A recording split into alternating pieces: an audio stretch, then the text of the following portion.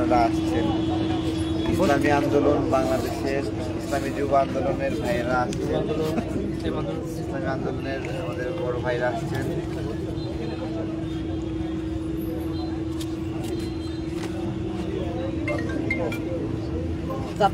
আপনাদের জন্য উঠে বসলাম, ভালো লাগছিল না।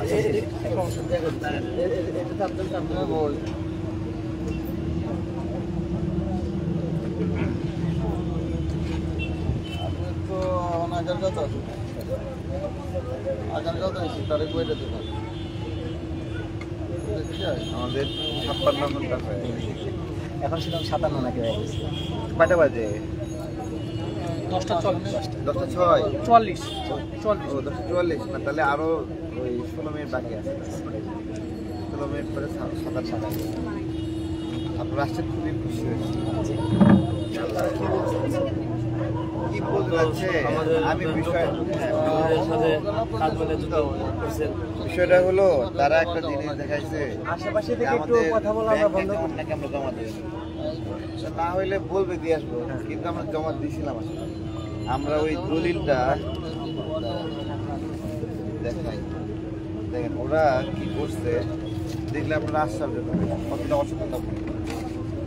এটা কি লেখা? দলের নামে রক্ষিত ব্যাংকে তথ্য দাখিল করা হয়নি নাকি? জি, আমি আপনাদেরকে দেখাচ্ছি। তারা এতটা মানে কষ্ট দিচ্ছে। এটা হলো আরপিওর আবেদন, বুঝছেন? আরপিওর আবেদনে এখানে ডাচ বাংলা ব্যাংক লেখা না, অ্যাকাউন্ট নাম্বার আছে না? আছে। এরা বলতেছে আমরা নাকি এটা জমাই দিই। তাহলে এটা কই থেকে আসলো? এটা স্বাক্ষর। এবং দেখেন আমাদের চলতেছে বড় ভাই। আর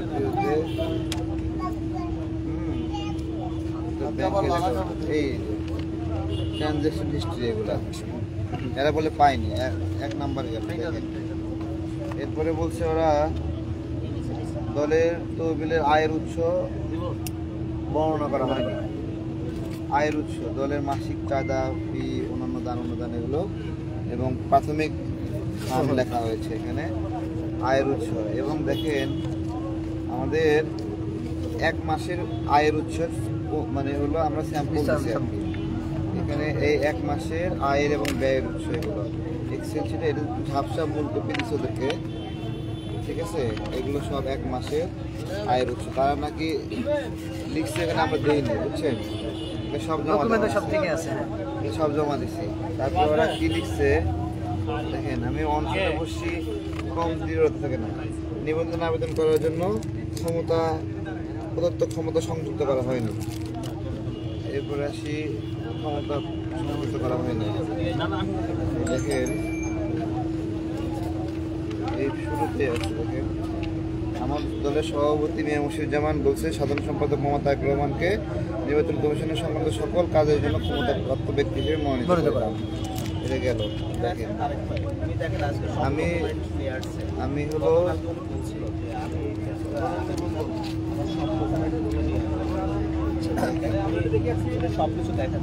বিভিন্ন বিভাগের মধ্যে ইসলামী আন্দোলনের বড় ভাইরা আছে। দেখেন 33% মহিলা সদস্য রাখার বিধান রাখা হয়, যদিও মহিলা সদস্য পাওয়া অনেক কঠিন। বিধানের কথা বলছে তো, যে নিয়ম রাখা হয়নি। আমাদের 16 নং হচ্ছে গঠনতন্ত্রে দেখেন লেখা আছে দলের নারী সদস্য 33% প্রতিনিধি রাখার বিধান করা হবে এবং সেই পদ সংরক্ষণ করা হবে। ওরা বলছে আমরা নাকি এটা দেইনি। ছাত্র সংগঠন থাকা যাবে না, তাই লিখছে। শ্রমিক সংগঠন থাকা যাবে না। আমরা আমাদের দলের নিবন্ধনে এই আবেদনের 43 নম্বর ধারায় লিখছি আমাদের শুধুমাত্র যুব শাখা থাকবে, কিন্তু ছাত্র শাখা, শিক্ষক শাখা, শ্রমিক শাখা এগুলো না রাখার বিধান করা হচ্ছে। তাহলে তাদের আমরা কয়টা সত্য দিয়ে দিছি, এখন বাকি থাকলো 2টা। প্রথমটা আমরা দেখি 2/3 জেলা কার্যালয়, দপ্তর ভাড়া এগুলো থাকতে হবে, ঠিক আছে? এবং দেখেন ওরা লিখছে 2/3 হিসেবে 22টা হয়, 21.5টা 22টা হয় এরকম। সেখানে ওরা বলছে যে 22টি জেলার মধ্যে তারা 20টি পাইছে, বুঝছেন? তাহলে বাকি আছে কয়টা? দেড়টা বা দুইটা, দুটা বাকি আছে। আচ্ছা, ওরা কয়টাতে গেছে? 22টাতে যায় দুইটা। কিন্তু আমাদের কমিটির সংখ্যা কয়টা দেখা যায়? 43টা কমিটি। এবং দেখেন এখানে এগুলোতে অ্যাড্রেস, অফিসের অ্যাড্রেস, এই যে অফিসের অ্যাড্রেস, এটা কত 25 পর্যন্ত আছে অফিসের অ্যাড্রেস। এখানে কত পর্যন্ত অফিসের অ্যাড্রেস দেওয়া আছে দেখেন। এখানে আসলে লিখছি অফিস দেওয়া হয় নাই, এখানে অফিস আছে, তাই না? অফিস আছে। তাহলে কয়টা অফিস আছে আমাদের? 34টা। ওরা মিথ্যাচারিতা করছে যে আমাদের নাকি 22টা অফিস। কয়টা? 34টা। কমিটি কয়টা? 43টা। লিখছে যে আমাদের নাই। ও যদি দূরে নাও পায় আমাকে ফোন দিলে আমি দেখা দিতে পারবো না এখান থেকে। আমাদের এই চালাকিগুলো এরা কইরা আমাদের নিবন্ধন মাইট দিচ্ছে, বুঝছেন? এগুলো নাই, এগুলো চাবে না, আমি ওদের যে জমা দিচ্ছি এগুলা, এবং স্যাম্পল হিসেবে সকল দলিলগুলো এখানে নিয়ে জমা করে রাখছে।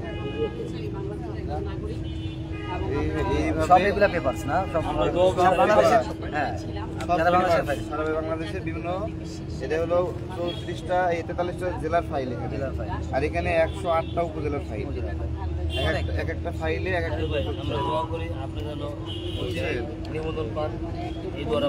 এগুলো নিয়ে আমাদের সাথে কষ্ট দিচ্ছে।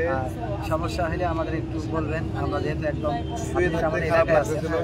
শুয়ে থাকলে বমি বমি লাগে, ওই জন্য উঠে একটু বসি।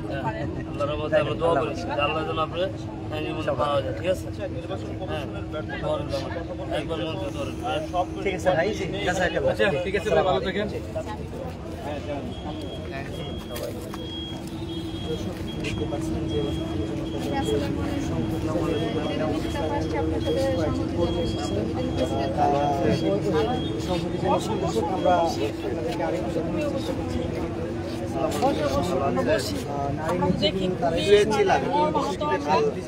শুয়েছিলাম, শুয়ে থাকলে বমি আসে, এই জন্য বসছে।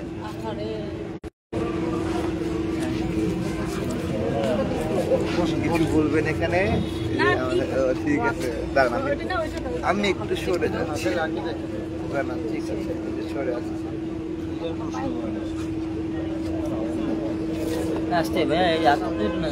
ঠান্ডা না? হ্যাঁ, হৃদয় ঠান্ডা লাগে, খারাপ লাগতেছে।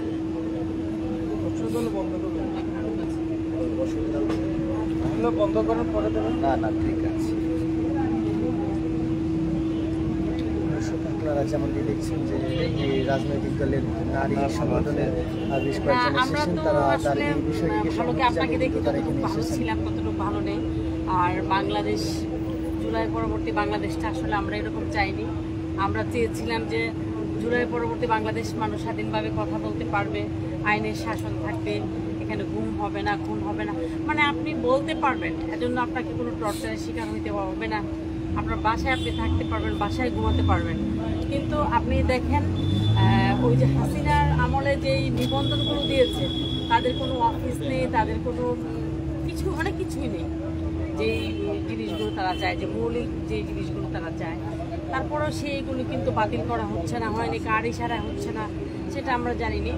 আমার মনে হয় শুধু হাসিনা পালিয়ে গেছে, কিন্তু প্রত্যেকটা জায়গায় ঠিকই হাসিনার যে লেসপেন্সার বলেন বা হাসিনার দূষর বলেন তারা আছে। আর না, নতুবা আপনারা দেখেছেন শুধু জুলাই যোদ্ধা না, আমি জুলাইয়ের আগেও যত আন্দোলন সংগ্রাম, বাংলাদেশের স্বাধীনতা, সার্বভৌমত্ব, গণতন্ত্র এবং আইনের শাসন প্রতিষ্ঠা করার জন্য, মানুষের ভোটাধিকার ফিরিয়ে দেওয়ার জন্য সে কিন্তু কাজ করেছে। আপনারা কিন্তু তাকে সবাই চেনেন। তো অন্যরা যদি সেটা পেতে পারে, তাহলে কার ইশারা, কিসের জন্য সে নিবন্ধন পেতে পারবেন না? সেজন্য আসলে আমরা সংহতি জানাতে এসেছি। আমি খুব সিক ছিলাম, আমার ঠান্ডা, প্রচণ্ড ঠান্ডা, জ্বর কাশি ছিল, এখনও আমার ঠান্ডা আছে, ব্যস্ত ছিলাম, সরিয়ার জন্য আসতে পারি না। কিন্তু আমার মনে হয়েছে পরশু দিনই আমি আসি। তো এই যে আমার ছোটো বোন, ওরা ইডেনের ছিল, নেত্রী ছিল, উপর আছে, আমরা ছিলাম, আমরা আরেকটা কাজে ছিলাম, ওখান থেকে এখানে এসেছি। তো এখানে আমার উদাত্ত আহ্বান থাকবে, মানে যত দ্রুত সম্ভব যাতে আম জনতা পার্টিকে নিবেদন দেওয়া হয়। আর যদি না দেওয়া হয়, তাহলে তার সাথে কিন্তু শুধু তারেক রহমান না, আমরাও কিন্তু সাথে আছি। দাবি কিভাবে আদায় করতে হয় সেটা কিন্তু আমরা জানি, ঠিক আছে? সেটা যদি করতে হয় তাহলে আমরাও কিন্তু আমরা সেইভাবে আদায় করে নেব। এটাই হচ্ছে। আচ্ছা আপু, আপনাদের সামনে একটা কোশ্চেন আছে। বললেন যে শরীরের দোসররা এখনো বাংলাদেশের বিভিন্ন জায়গা, হয়তো এটার জন্য হয়তো তারেক ভাইকে নিবন্ধন দিচ্ছে না। বাট আমার প্রশ্ন হলো, আচ্ছা কেমন আছেন? জি জি বলেন। তাইলে সরেছেনের লোক যদি থাকতো ওখানে, সর্বপ্রথম কিন্তু নিবন্ধনটা হাতে দিয়ে দেন। বাট এনসিপি কিন্তু নিবন্ধনটা আদায় করে নিয়ে গেল। সেখানে তারেক ভাই হলো মানে এখনো পাচ্ছে না। এখানে কি এখনো বলবেন যে সরেছেনের দোসররা আছে বলে তারেক ভাইকে নিবন্ধন দিচ্ছে না, নাকি? শুধু আমি একবার বলবো না, প্রথমত বলবো, দ্বিতীয়ত বলবো, তৃতীয়ত বলবো, অবশ্যই স্বৈরাচারের দোষর আছে। এনসিপি বাংলাদেশে হ্যাঁ তাদের জুলাই আন্দোলনে তাদের অবদান ছিল, সেটা আমরা স্বীকার করি। এবং সেই জুলাই বিক্রি করে কিন্তু আমরা খেতে চাই না, ঠিক আছে? জুলাই বিক্রি করে কিন্তু যারা জুলাই বিক্রি করে এনসিপি তার নিবন্ধনটা নিয়ে নিল। এটা অস্বীকার করতে এটা গণতান্ত্রিক রাষ্ট্র, এনসিপিকে দিয়েছে, সেজন্য আমরা তাদেরকে কনগ্রাচুলেট করি। আমরা চাই আমজনতাকে দেখ, এখানে কোনো ভেদাভেদ চাই না। আমরা এখানে চাই, এখানে আমি তো একটু আগেই বলেছি যে একটা স্বাধীন বাংলাদেশ থাকবে, আপনারটা আপনি বলতে পারবেন, মানুষ স্বাধীনভাবে কথা বলতে পারবে, আইনের শাসন থাকবে, গুম হতে হবে না, খুন হতে হবে না। কালকে আমি দেখেছি তার একবার ছোট বাচ্চা এখানে এসছে, এই বাচ্চা তার ব্রেনে কি মেসেজ যাচ্ছে যে আমার বাবা এখানে কেন? সে তো তার বাবার সাথে ঘরে থাকবে, কথা বলবে, সময় কাটাবে, সে রাস্তায় কেন এসছে? আপনি এই ছোট্ট বাচ্চাকে আপনি কি মেসেজ দিচ্ছেন? আর এতটা ঘন্টা এতটা সময় কেন পেরিয়ে যাচ্ছে? কেন তারা কি দেখছে না? এর তো সামনেই কার ইশারা দেওয়া হচ্ছে না? দেশকে আসলে কারা অস্থিতিশীল করতে চায়? আপনারা কার খুশির জন্য আমজনতা থেকে আপনারা আসলে নিবন্ধন দিতে চাচ্ছেন না? এটা হচ্ছে আজকে আমাদের প্রশ্ন। আমরা মনে করি খুব দ্রুত নির্বাচন কমিশন এটার ভালো একটা উদ্যোগ নেবে এবং আমরা সেটার জন্য তাদেরকেও ধন্যবাদ জানাবো। তারেক ভাই, আপনার কাছে আমার একটা প্রশ্ন। আজকে নির্বাচন কমিশন ভাই আর প্রশ্ন করেন, আপনাদের এত আপনাদের এই মানে কি বলবো, ইলেকশন কমিশনের লোকেরা আসছিল, আসার পরে আমরা যে ডকুমেন্টসগুলো দেখিয়েছি, তারা যে চিঠি দিয়েছে, ওই চিঠিতে যতগুলো প্রতারণা ছিল দেখিয়ে দিয়েছে, একটা শব্দ উচ্চারণ করতে পারেনি, জাস্ট মাথাটা নিচু করে আবার চলে গেছে। মাথাটা নিচু করেন কেন? মাথা উঁচু করে থাকবেন আপনারা। কি করেছেন আমাদের সাথে? আসলে এখানে নির্বাচন কমিশনের পুরোটাই ব্যর্থতা, তাই নির্বাচন কমিশন ওকে জিজ্ঞেস করেন মারা অন্যরা আছে আচ্ছা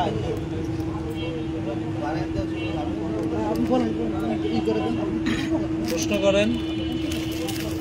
আসসালামু আলাইকুম আপু। আচ্ছা, আপনি যে তারেক ভাইকে দেখতে মানে পাশে আসছেন, বসছেন, নির্বাচন কমিশন নিয়ে কিছু কথা বলবেন? কেন তাকে নিবন্ধনটা দিচ্ছে না? আন্দোলনের আগে থেকেই তারেক ভাই হাসিনা বিরোধী যত আন্দোলন ছিল সবগুলো আন্দোলনের সাথে উনি সক্রিয়ভাবে ভূমিকা পালন করে আসছে। আমি নির্বাচন কমিশনের উদ্দেশ্যে একটা কথাই বলবো, ওনাকে অন্য 10টা গ্রামকে যেভাবে নিবন্ধন দিয়েছে, ওনাকেও যেন সেভাবে নিবন্ধন দিয়ে ওনাকে বাংলাদেশের নাগরিক হিসাবে সুস্থভাবে বাঁচার জন্য ওনাকে ব্যবস্থা করে দেয়। উনি আজ অসুস্থ হয়ে পড়ে আছে, যেন উনি সুস্থ শরীরে ফিরে যেতে পারে এবং তার গণতান্ত্রিক যে অধিকার, নাগরিক অধিকার বাংলাদেশের, সেই অধিকারটা যেন উনি ফিরিয়ে দেয় এবং ফিরে পায়। এটাই আমি কমিশনের উদ্দেশ্যে। এই যে 11টা বাজছে, আচ্ছা এই যে আচ্ছা একটু দাঁড়ান, একটু কথা বলেন না। 11টা বাজছে, এখন 57তম ঘন্টায় পড়লো এটা। 57 পড়ছে। তারেক ভাই প্রায় 57 ঘন্টা যাবত এখানে অনশন করতেছে, অথচ 57 না, ঘন্টায় এটা নির্বাচন কমিশন কোনো ব্যবস্থা নিচ্ছে না।